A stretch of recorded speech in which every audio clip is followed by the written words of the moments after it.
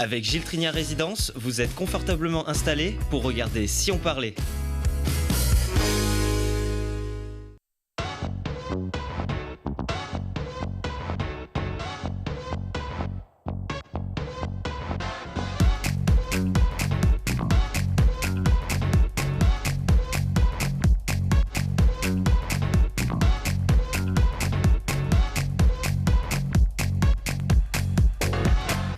Bienvenue à tous, ravi de vous compter parmi nous avec ceux qui se bougent pour semer un peu de bonheur autour d'eux, comme cette Iséroise qui vous fait voyager dans le monde infini des saveurs, qui réinvente nos si précieuses bouchées de chocolat. Et comme ces joueuses passionnées qui jouent des crosses sans relâche pour faire briller les couleurs d'un sport olympique encore trop méconnu. Et comme cet artiste unique au monde qui lui aussi se bat pour transmettre son don de magicien. Car ce n'est pas un travail, hein. Il n'y a pas de truc, la magie, c'est de la magie, Évidemment, Kevin. c'est de la magie pure. Exactement, la Quoi magie. d'autre ? On l'a ou on l'a pas. Eh oui, Victor. Mais elle peut se transmettre. N'est-ce pas, Kevin Mikou? Bienvenue. Bonjour tout le monde. L'homme qui fait faire waouh avec un nouveau tour dans son sac, un festival de la magie. Mais oui, mesdames et messieurs, il est à la baguette, Kevin Mikou, de ce festival de la magie qui se tiendra au Théâtre en Rond le 10 février 2024. On va tout savoir dans un petit instant. Leur baguette magique a une forme de ah ouais, a une forme de crosse, regardez. Et elle permet de transformer l'image d'un sport vieux comme le monde et qui n'a jamais été aussi moderne. Jocelyne et Julie, bienvenue. Merci. Jocelyne et Julie Mangin, vous êtes passionnées de hockey sur gazon, qui ne se joue pas que sur gazon, puisque c'est bientôt en salle, là, dans les jours qui arrivent. Le HCG, le Hockey Club de Grenoble, eh bien, vous montez dans les classements, mais pas dans les divisions. Peut-être pas, en tout cas. On va savoir pourquoi dans un instant. Et une magicienne qui transforme un moment simple en extase. Sandrine Chapas, bienvenue. Bonsoir, merci. Vous donnez du bonheur par petites bouchées. Ça doit être très gratifiant et toujours... une surprise, ça doit être incroyable de toujours voir des gens qui sont dans un grand moment. C'est toujours un bon moment, c'est notre objectif aussi et il est atteint quand on voit tout le monde repartir avec le sourire. Et oui, et l'avoir chez eux aussi, mais ça leur appartient. Donc la magie de voir s'écarquiller les yeux tout simplement en croquant un chocolat. Vous êtes chocolatière, confiseuse, confiseur Chocolatier confiseur. Chocolatier confiseur à Saint-Laurent-du-Pont, et par bonheur, vos créations parviennent jusqu'à nous, jusqu'à notre ville. Vous avez grandi au pied de la Chartreuse ? J'ai toujours vécu à Saint-Laurent-du-Pont, en Chartreuse. Et voilà. C'est un territoire qui vous inspire aussi. Il y a beaucoup une belle nature, il y a des parfums, Oui, on est entouré par la nature, c'est une réelle source d'inspiration. Et puis, moi, je suis vraiment de la campagne, on va dire. Et c'est un havre de paix de vivre là-haut. Et puis, il y a tout ce qu'il faut. Oui. Tout ce qu'il faut. Et ce n'était pas votre vocation première d'être chocolatière? Non, du tout. Du tout. Ça a démarré il y a 10 ans, cette belle aventure. On peut dire qu'est-ce que vous faisiez auparavant? Eh bien, auparavant, je travaillais dans une belle entreprise grenobloise chez Schneider Electric. Donc, rien à voir. Non. Deux mondes complètement différents. Et qu'est-ce qui a fait tilt alors? Parce que c'est très courageux. Vous étiez encore très jeune aussi. C'est très courageux de monter son entreprise, de devenir artisan. Oui, alors c'est parti un peu d'une idée folle, de se dire chiche, on y va. Déjà à la base, j'aime beaucoup cuisiner, pâtisser, je suis très gourmande, mon mari aussi. Et on était très attirés par le chocolat. Et en travaillant chez Schneider Electric, on a la chance d'être aidé pour monter son projet.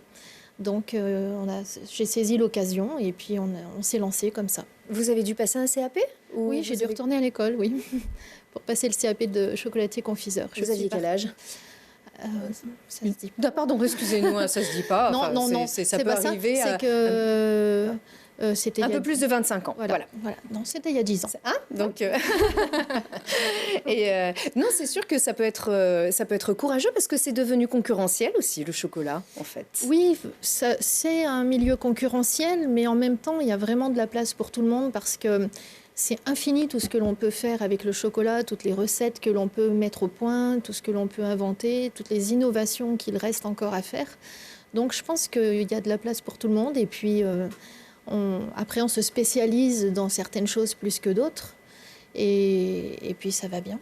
Oui, c'était un vrai désir de travailler dans le chocolat sans avoir la crainte de se dire est-ce que je vais m'en lasser ou pas, puisque vous aimez le croquer, ce chocolat, vous l'aimez. Oui, puis non, aucune crainte parce que, comme je disais, les possibilités sont infinies de tout ce que l'on peut faire, de toutes les matières premières qui existent, que l'on source, que l'on cherche, que l'on découvre par hasard parfois au cours d'un voyage ou autre. Et on se dit, tiens, ça, je suis sûre que ça matcherait bien avec du chocolat. Donc non, jamais on s'ennuie. Alors, il n'y a pas que la gourmandise dans le chocolat, c'est qu'on peut aussi l'apprécier. Il y a déjà beaucoup de saveurs, de notes, en Oui. fait, déjà dans le chocolat en lui-même, selon les origines. Exactement. La palette aromatique est très très large. On dénombre plus de 600 notes aromatiques différentes dans le chocolat.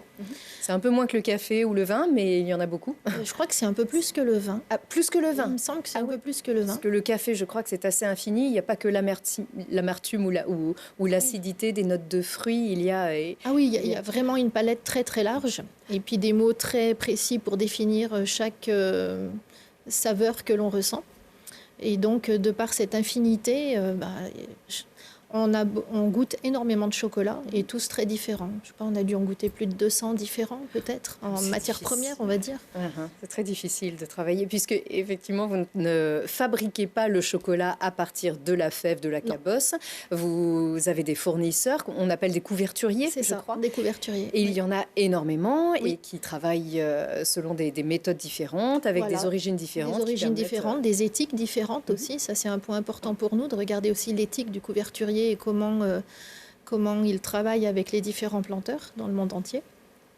Et donc, c'est un des critères de choix aussi pour nos chocolats.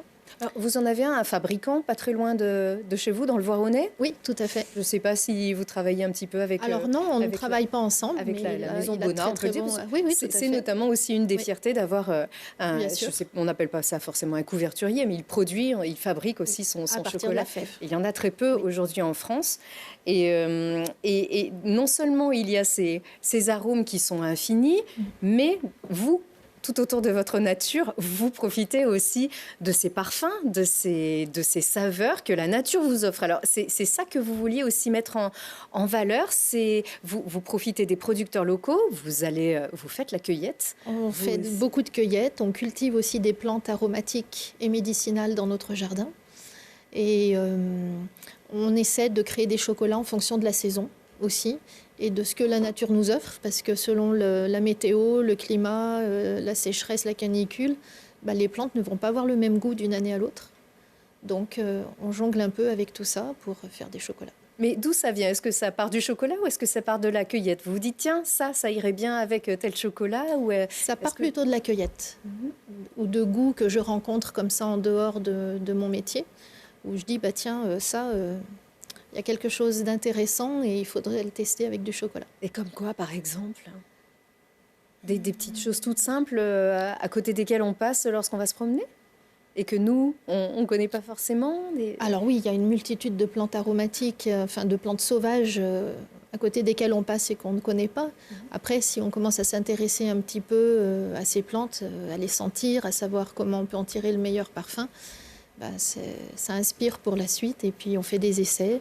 Parfois ça marche tout de suite, parfois il faut faire différents essais, changer de chocolat pour obtenir le meilleur de la plante. Mais oui, parce que l'association chocolat-menthe, elle est bien connue. Il y en a même des Oui, petites des bouchées très classiques, célèbres dans, oui. dans le commerce. Verveine, je ne sais pas. Verveine, Prunelle, oui, ça des devient petites connu aussi. Après, Ça va davantage avec les fruits, on se dit, avec le chocolat, tiens, c'est moins. oui. C'est Par moins exemple, commun. on fait un chocolat au bourgeon de sapin. Au bourgeon de sapin. Oui. Ah oui, amer sur amer, ça marche Non, aussi. c'est pas amer. Ah, C'est pas amer du tout. donnez, vous n'en avez pas là, non? Non, parce que c'est pas la saison. On les cueille au printemps. C'est vrai. Et On donc, peut même on les fait- manger, hein, les bourgeons de sapin Oui, en plus. oui, oui, tout à fait. c'est Mais intéressant. voilà, donc après, il y a des associations insolites. À l'automne, on fait un chocolat aux champignons. En fonction de la cueillette, on fait un chocolat au cèpe ou un chocolat à la trompette de mort. Ah bon? Ah oui, Et parce ça que se marie autant à la très, très truffe, bien. ça marche bien. Ah oui, Et ben la truffe, on a testé et on a trouvé moyen. d'accord. Alors que trompette de mort ou cèpe, c'est vraiment un mariage intéressant. Donc il y a une saison du chocolat chez vous alors? Oui. Aussi. Oui, complètement. Ah, ça c'est intéressant. Ça nous rappelle quelqu'un, ça. Hein, ça nous rappelle le chef étoilé du Fond à la Tour, Stéphane Froidevaux, qui la cueillette est la base de son inspiration. Il peut aller très loin, au-dessus de nos massifs pour aller réaliser la cueillette. Et ça vous a rapproché justement alors? Est-ce que vous vous connaissiez, connaissiez déjà auparavant? On ne se connaissait pas. Et quand je réfléchis, je ne sais même plus comment la rencontre s'est faite. Mais en tout cas, la rencontre s'est faite, ça a matché tout de suite. Et quand on parle d'associations improbables de parfums, de plantes, eh bien, au printemps, Stéphane Froidevaux est arrivé chez nous à la chocolaterie avec une grosse bassine de fleurs de narcisse. Il m'a dit, fais-moi un chocolat. C'est comestible déjà, la fleur de narcisse. À petite dose, oui, tout à fait. D'accord. Ouais. Et c'est lui qui a voulu justement créer des chocolats avec vous pour en faire profiter les clients de son restaurant? Oui, dans mes recherches, il y a toutes les plantes que moi je découvre, mais il y a aussi certains chefs étoilés avec qui on travaille qui ont leurs propres idées de recettes à mettre au point et ou comme Stéphane qui m'amène les plantes qu'il cueille le lundi matin. Et est-ce que les Hautes-Alpes. Voilà, il les cueille dans les Hautes-Alpes, il vous les amène. Allez. Voilà. Mais alors, il y a un processus parce que vous les connaissez pas nécessairement ces plantes? Non, il y en a que je ne connaissais pas, que j'ai appris à connaître parce que la difficulté des plantes, c'est que certaines infusent mieux à chaud et d'autres à froid, à certaines températures, à une certaine durée. Donc, il faut faire des essais et puis voir comment en tirer le meilleur. C'est ce qui s'appelle sortir des sentiers battus. La narcisse a été difficile. Il a fallu 3 essais pour arriver au bon résultat. Ah oui, vous poussez très loin aussi dans vos recherches, presque comme un nez travaille avec les parfums. C'est ça. Oui. Là, c'est le palais et le nez aussi, mais le palais surtout. Et c'est pas facile. Alors, on vous trouve, pour ceux qui ont la chance de nous regarder d'ici aux fêtes, d'ici à la fin de l'année, on vous trouve au marché de Noël avec ces créations, avec Stéphane Froidevaux aussi. Donc, on peut déguster vos chocolats. Voilà, oui. Il a des créations inédites que vous retrouvez au marché de Noël de Grenoble. De petits coups de cœur, qu'est-ce que votre plus belle réussite, c'était quel chocolat? Dans les créations avec Stéphane... je pense qu'il y a 2 réussites, mais qui ont le même thème, les mêmes plantes. C'était un chocolat pour le restaurant avec de la menthe népeta, une menthe qu'il ramasse, une menthe sauvage, associée avec du fruit de la passion. L'association est vraiment top. Et là, pour le marché de Noël, je lui ai fait une barre qui s'appelle une barre Tentation, avec un biscuit, un caramel passion et une ganache menthe népeta par-dessus. D'accord, donc on sort vraiment, on découvre et il faut prendre le temps de les croquer. Alors pendant les fêtes, fêtes et chocolat, c'est complètement indissociable. Vous tournez à plein régime. Alors je ne sais pas si le mot est vraiment est vraiment approprié, en tout cas pas pour moi. Le chocolat, c'est vraiment une consommation parfois bien excessive aussi. Vous devez avoir un petit peu de renfort aussi dans votre boutique pour pouvoir satisfaire toutes les demandes? Oui, là on a pris une personne en renfort pour nous aider au conditionnement de tous les chocolats. Mais du coup, on est 10 et on s'en sort à 10. Qu'est-ce qui demandent les gens? Est-ce qu'on reste souvent dans les classiques ou ils sont ouverts finalement à toutes ces découvertes que vous proposez? Oui, ils sont relativement ouverts parce qu'ils ont l'habitude chez nous de trouver des choses qu'on ne trouve pas ailleurs, des parfums qu'on ne trouve pas ailleurs. Donc, quand ils viennent, c'est toujours qu'est-ce qu'il y a de nouveau? Voilà. Et sinon, on retrouve bien sûr tous les classiques de Noël, les orangettes, les assortiments de chocolat. Nos fruits déguisés, peut-être. Alors, je ne sais pas, le chocolat, ça ne va pas forcément avec les fruits déguisés. En tant que confiseur, on pourrait en faire, mais non, on n'a pas ça à notre gamme. Pas de fruits déguisés à notre gamme. Vous pouvez aussi floquer des chocolats pour les entreprises. Donc ça, c'est oui. des petits cadeaux qui marchent bien. J'imagine que vous avez aussi beaucoup de travail. Mais on trouve quand même aussi ce public qui vient se rassurer avec un chocolat qu'il connaît. Certains n'aiment pas forcément aller trop loin avec les choses trop compliquées. C'est pas nécessairement une mode. En fait, ce sont des nouveaux besoins pour ne pas se lasser et faire grandir un peu l'univers du chocolat. Oui, et on va dire qu'il y a une base... classique de différents produits à base de chocolat. Le noir, lait, voilà, c'est ça. Du simple. Et puis les choses un peu plus qui se différencient des autres. Voilà. Kevin, peut-être, noir, lait, chocolat. Moi, je suis comme les enfants. Moi, c'est lait, les trucs bien doux, etc. Et je note que ça fait 14 minutes qu'on parle de chocolat, que vous avez mis juste devant moi, que je trouve pas ça très sympa, Lucie. Qu'est-ce qu'on a là? On a des oursons à la guimauve, on peut les voir. Ça commence par les yeux, Kevin, désolé. J'ai bien commencé, il y a 14 minutes. Voilà, allez-y. Non, mais vraiment, Kevin, il n'y a pas de problème. C'est permis. C'est d'ailleurs une source d'inspiration, peut-être aussi. Hein, voilà, vous avez les yeux qui brillent tous. Ah, alors ceux-là, ils sont au chocolat noir. C'est pas pour Kevin, désolé. Ouais, mais voilà. Bah, j'ai aucun doute. Ouais. Allez, on goûte, Kevin. Et puis, Maintenant ah bah oui. Ah Comme bah, ça, j'en aurai alors, plein les bien dents tout à sûr. l'heure pendant que je vous parle. Bien sûr, évidemment. Merci beaucoup. Vraiment, ce qui est... Ah, bah alors, allons-y, il n'y a pas de problème. Voilà. Ah bon, ah mince, je croyais que c'était que pour moi. Moi, je me le garde, comme ça, si je fais une émission sympa, j'aurai droit à ma petite récompense. Tenez, regardez. Et attention, parce que, bien sûr, on peut en profiter seulement si on fait du sport. Ça tombe bien, ça va être à vous. Merci en tout cas beaucoup pour ces belles découvertes. On peut Merci à vous. commander, passer commande, bien sûr, en vous téléphonant. Et le mieux, c'est encore d'aller vous voir dans la boutique. Tout à fait. Merci beaucoup. Merci beaucoup, Sandrine. Allez, on va faire du sport tout de suite.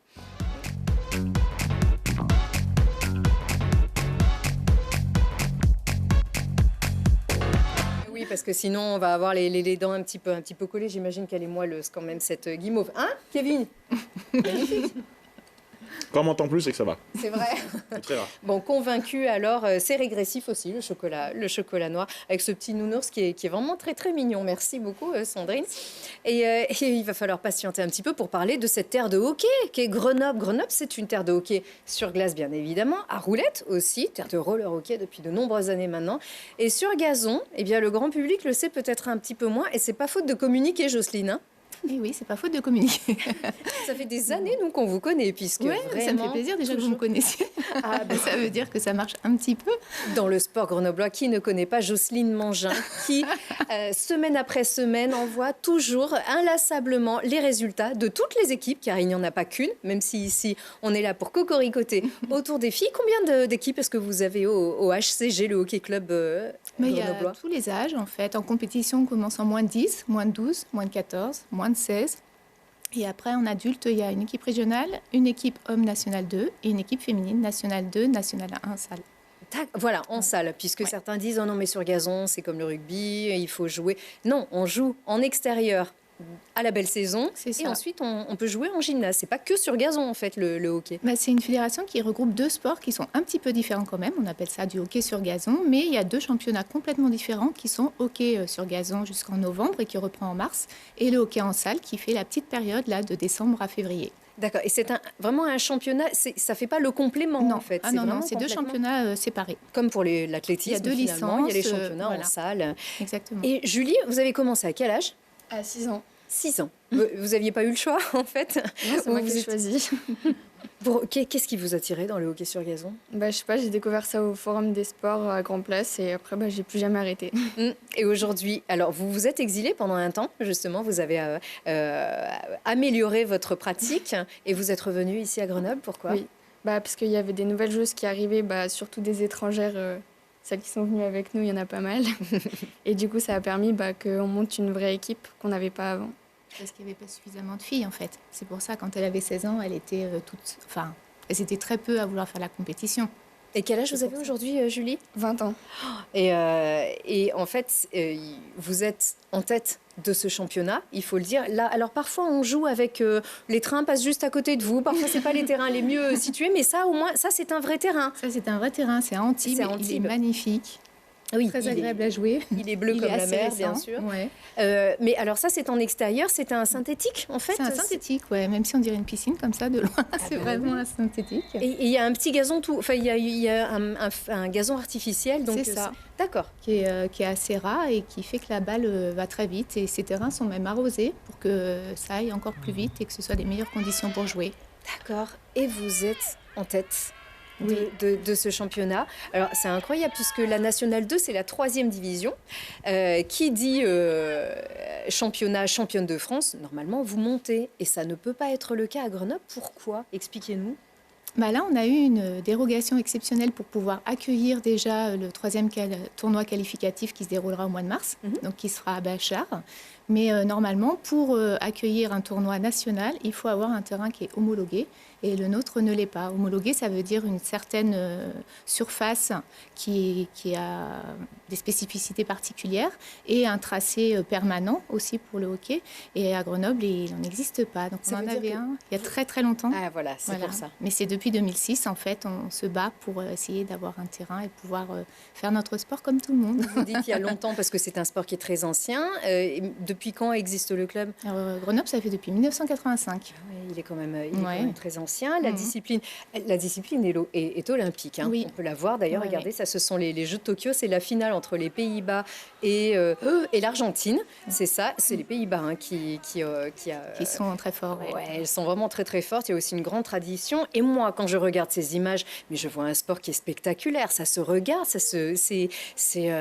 Vous êtes. Alors attendez, j'ai eu du mal à compter. Il y a 6 ou 7 joueuses de chant, c'est ça? Alors là, il y en a même 11. Enfin 10 plus. Mais ça tourne. La gardienne. En fait. Ou... Ah non, il y en a 10 sur le terrain. D'accord, alors là je compte 1, 2, ah oui, parce que en fait ça va vite, la balle va assez vite, oui. Donc il faut beaucoup courir, il faut beaucoup se déplacer, on sait que c'est dans très les cardio. gymnases... Et donc le but aussi c'est de frapper une petite balle avec cette crosse. On voit vous êtes assez courbé, en fait il faut être souvent avec le dos courbé pour aller taper la balle.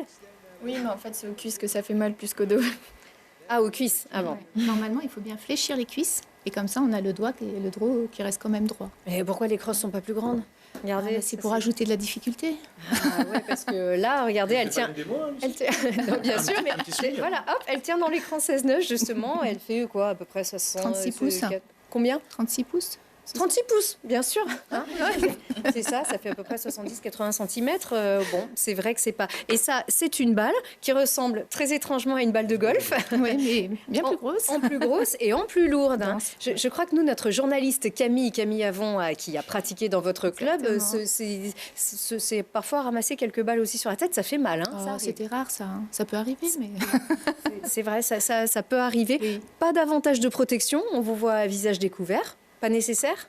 Non, ça nous encombrerait plus qu'autre chose. C'est sûr que contrairement au hockey sur glace ou même au roller, il n'y a pas forcément de risque de coup de crosse, il n'y a pas de charge non plus, ça joue physique, mais simplement pour courir après la balle en fait. C'est ça, c'est plus de la technique autour de la balle, de la manipulation en fait de la crosse, puisqu'il y a une règle particulière par rapport au côté de la crosse à utiliser. Et du coup, le jeu, il se déroule beaucoup dans la course et dans les passes, et pas du tout dans l'affrontement physique. Alors, on joue bien à Amiens, à Amiens aussi, oui, c'est aussi certaines villes de hockey.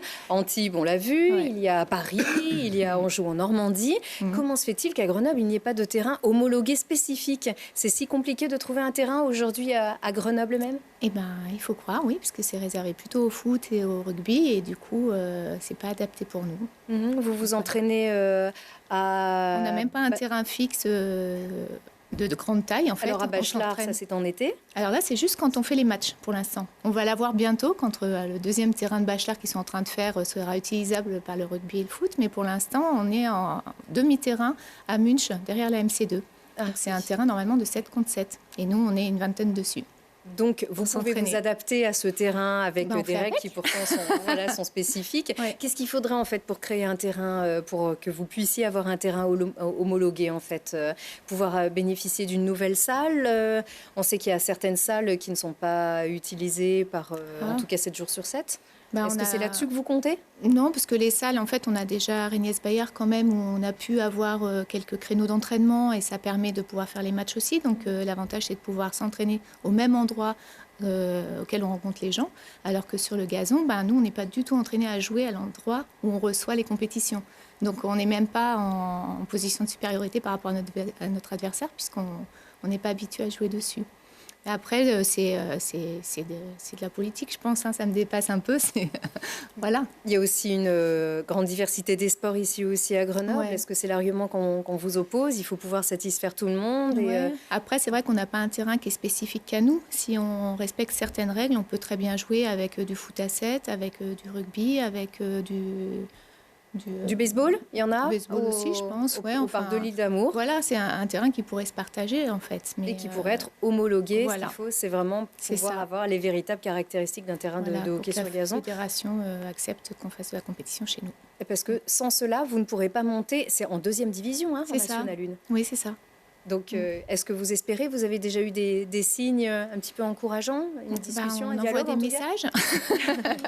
On est là pour ça aussi. Après, les retours ne sont pas encore là, puisque ça fait quand même plus de 17 ans qu'on fait la demande, hein, donc c'est pas tout nouveau, mais voilà. Mais avec des résultats comme cela, surtout que c'est pour ça vous que là, on essayez se dit quand de même, vous structurer, les garçons sont depuis très longtemps en National 2. Ils ont joué pendant très très longtemps en Régional parce qu'ils ne pouvaient même pas accueillir à Grenoble la National 2. Et ils ont un très bon niveau aussi, les garçons. Donc c'est vrai que ça servirait à tout le monde. Donc ici, ça c'est sur un terrain, c'est ici que vous pouvez vous entraîner Voilà, aussi. là c'est à Bachelard. Ouais. Ça c'est à Bachelard, ça, d'accord. Pas à Bachelard, non, à Régniès-Bayard. Voilà, c'est du côté, voilà, Régniès-Bayard, c'est du côté de la Capuche. C'est ça. Et combien de garçons pratiquent aussi? Enfin, au total, combien est-ce que vous avez de licenciés dans ce club? On a une petite centaine de licenciés. C'est pas mal. Bah oui. C'est déjà un bon club, bien sûr. Enfin, un sport olympique, est-ce que oui. en ces années qui arrivent, ces mois qui arrivent, est-ce que vous comptez peut-être là-dessus aussi?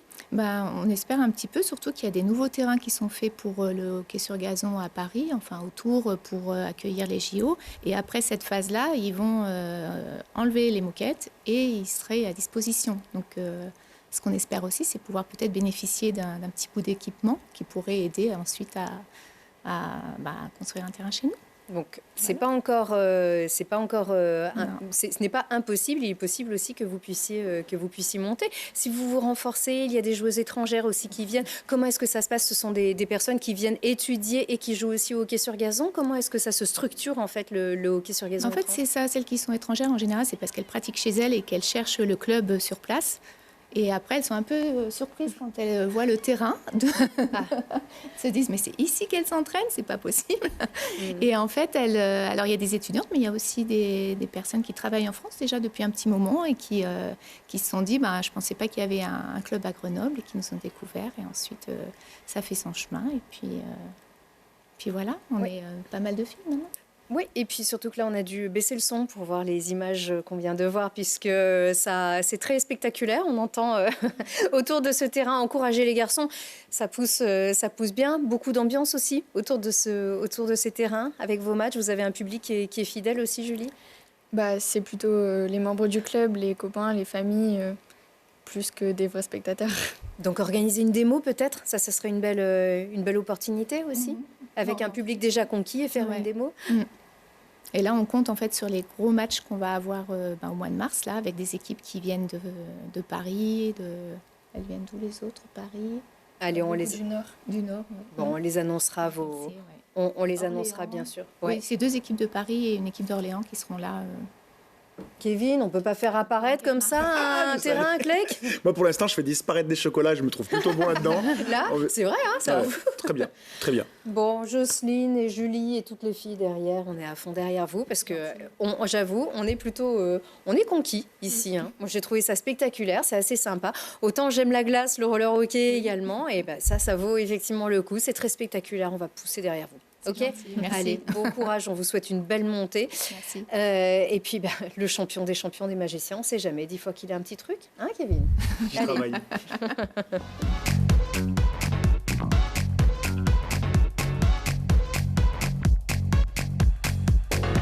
Moi, j'ai aussi un pouvoir magique, c'est de laisser ce petit ourson devant moi depuis tout à l'heure. C'est encore plus fort, c'est encore plus fort que de le faire disparaître. On n'est même plus dans la magie, on est dans l'au-delà. Hein. Le champion des magiciens, Kevin Micou. On présente encore Kevin Micou. Allez, vous le connaissiez, hein? Oui. Kevin Micou, vous l'aviez vu dans quoi? Dans Incroyable Talent, ici en France, demi-finaliste. Même avant à Grenoble. Oui, bien sûr, à Grenoble aussi. Ça a commencé à Grenoble, bien sûr, Kevin, mais beaucoup. Ça a commencé à aussi. Télé Grenoble, même parce que tu parles de télévision. Oui. La première télé, c'est Télé Grenoble. Bien sûr, mais nous, on n'oublie pas la première, la deuxième, et ici, tu es bien sûr le bienvenu quand tu le veux, mais on a pu aussi découvrir d'autres écrans dont on est très fiers, et notamment le très prestigieux America's Got Talent, et également les très prestigieuses émissions de partout en Europe, partout dans le monde. Et ça continue, Kevin, hein? Ça continue. Encore ça continue. Et encore? Et ça continue surtout à Grenoble, et c'est bien de le préciser. Il y a plein de gens qui me disent, mais est-ce que tu es encore dans le coin? Est-ce que tu travailles encore dans le coin? Alors oui, j'en profite pour passer ce message. Je suis et je resterai grenoblois. Bien sûr, car Kevin est celui qui peut ouvrir votre tête et révéler qui vous êtes, à quoi vous pensez. Si, ça trahit parfois un petit peu des petites choses. Hein. Ça arrive souvent. Ouais. Surtout sur les spectacles vivants, c'est le charme d'un spectacle vivant par rapport à une émission télé, c'est qu'il se passe beaucoup de choses pas prévues, pas attendues. C'est ce qui fait souvent le charme de ces spectacles. Qu'est-ce que je fais? Je dois tenir ma tête, j'ai peur là. Oh, t'as plus aucun secret pour moi. On est Trop facile. entre collègues Évidemment. ici, presque, bien sûr. Puisque c'est également sur les planches que ça se passe. Toujours Kevin fidèle à Grenoble et à Télé Grenoble qui avait aussi proposé ce spectacle. C'était sur notre antenne il y a encore quelques semaines. Ça, c'était un spectacle pour l'an dernier. Donc les spectacles aussi, ça continue, Kevin. Ça continue et même plus que ça continue, ça innove puisque je reviens vous voir avec un concept inédit. Je sais que tu as les informations et je sais que ça te plaît.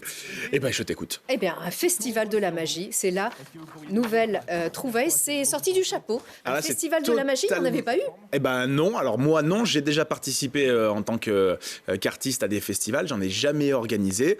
Et là, c'est vrai que tu sais que je fais toutes mes grandes expériences à Grenoble. J'ai lancé mon premier spectacle à Grenoble, mon deuxième spectacle, mon spectacle best-of, mon big show dont tu parlais il y a un instant sur Grenoble. Et là, j'ai une nouvelle idée, c'est de faire un festival, de se dire, bah écoute, j'ai envie de réunir mes copains magiciens. Ils sont tous très compétents, chacun dans leur domaine. Ça qui est important, c'est qu'on fait pas tous la même chose. J'ai pris que des gens bien différents, avec des disciplines différentes, et je vais les réunir. C'est le 10 février. C'est le 10 février. C'est Assassinage au Théâtre en Rond. Exactement. Un théâtre qui est basé sur le sourire. Donc là, il y aura beaucoup d'émotions différentes. C'est un super théâtre. Pour ceux qui ne le connaissent pas, c'est ce qu'on appelle un théâtre à l'italienne. Donc c'est un théâtre qui est rond, mais ça vous l'avez compris dans le nom du théâtre. Et c'est ce qui fait que toutes les places sont toutes très bien placées. C'est un amphithéâtre, donc les places montent, la scène est au niveau du sol. Donc peu importe où vous êtes placé, vous voyez très bien le spectacle et ça permet d'apprécier tout ce qui va se jouer ce soir. Oui, mais un théâtre en rond, ça permet aussi de voir ce qui se cache derrière les cartes, ou non, on peut pas deviner. C'est un petit problème pour certains de ces artistes que je citerai pas. On est en train de revoir certaines choses, mais effectivement, on a voulu une petite salle. Là, on a fait un peu congrès, il y avait 2000 personnes. Là, c'est 360 personnes par séance. On a fait plus petit pour être plus proche des gens. Donc, on prend certains risques sur certains numéros, mais on va faire au mieux. C'est une difficulté supplémentaire, alors ça. Pour certains arts magiques, je pense à la grande illusion, c'est cette grande magie, les boîtes, les femmes qui disparaissent, qui sont coupées en deux, qui ne sont pas vraiment coupées en deux, évidemment. Contrairement à ce nounours en chocolat que j'ai moi-même coupé. On touche du bois, mais... Effectivement. Des tours de manipulation et des tours aussi très participatifs. Il y a notamment un grand numéro d'hypnose qui sera joué, alors évidemment avec la participation du public. Il y a de la grande illusion, il y a de la manipulation, il y a évidemment du mentalisme. Il y a aussi un artiste de cirque. Je tenais à ce qu'il y ait un artiste qui ne soit pas vraiment magicien à proprement parler, quoique de la manière où il réalise son numéro, il est quasiment magicien. C'est de la magie circassienne, en fait. Ouais, c'est bien dit, tiens. Je vais te voler le terme et je vais refaire les affiches. Ça me va très bien. Évidemment. Bien sûr. Productrice d'un festival de la magie. Alors là, droit d'auteur, ça me paraît tout à fait normal. Wow. Les hypnoses, ils sont vraiment hypnotisés ou il y a un truc là aussi? Alors, le truc, c'est qu'ils sont hypnotisés. Donc, évidemment, ceux qui sont d'accord pour participer à l'expérience seront peut-être hypnotisés, monteront sur scène devant le reste du public et réaliseront peut-être des exploits, plus que des choses... on va pas être là pour dévaloriser les gens. Le numéro d'hypnose que je vous ai préparé, enfin, l'hypnotiseur que je vous ai préparé, fait ça très bien, fait faire des miracles aux spectateurs plutôt que de les faire lui-même. Et ça va être très fort.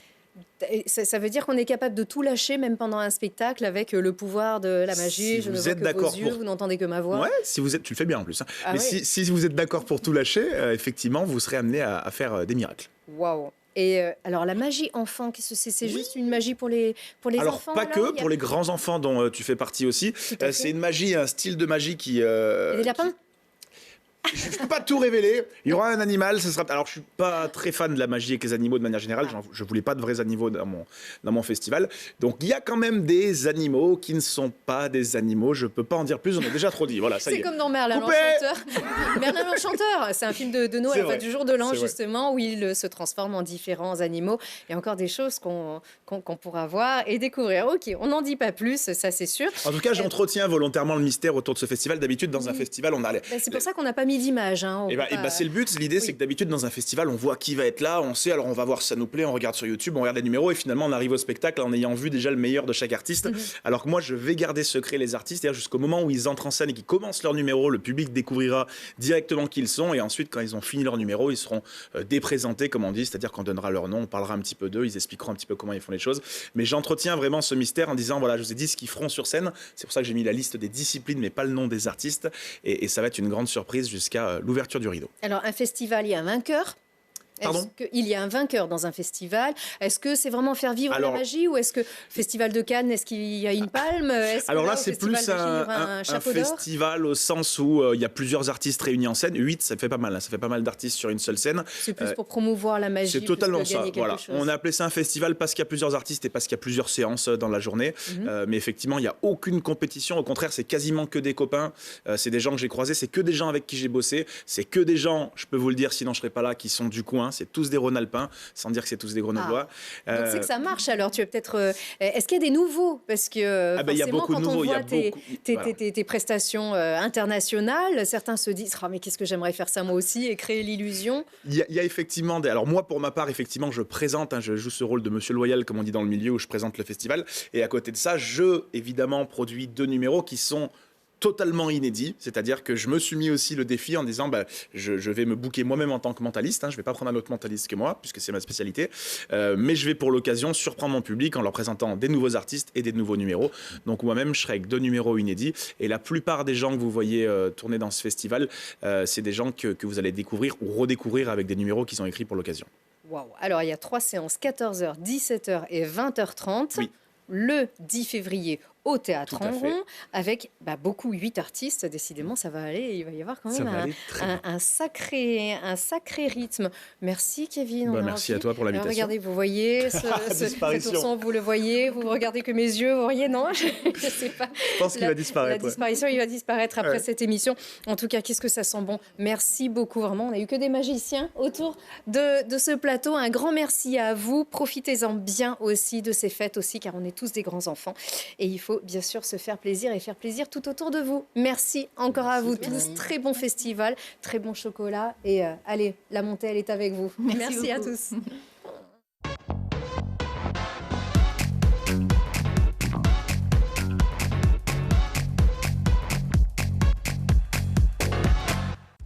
Vous avez profité de Si on parlait avec Gilles Trigna Résidence.